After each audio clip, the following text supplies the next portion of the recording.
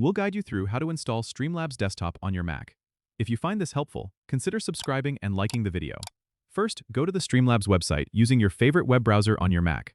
You'll want to navigate to the download section, which is usually highlighted on the home page.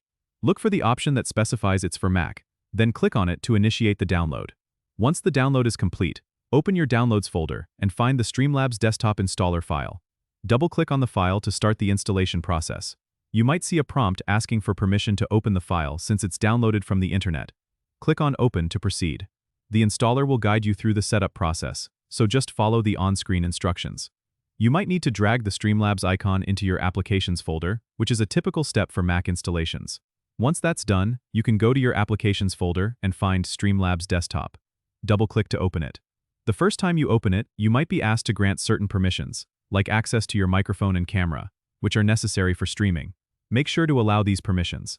After that, you can log in with your streaming platform account, like Twitch or YouTube, and start setting up your scenes and sources for streaming. It's a good idea to explore the settings to customize your streaming experience to your preference. Don't forget to subscribe and comment if this helped you out.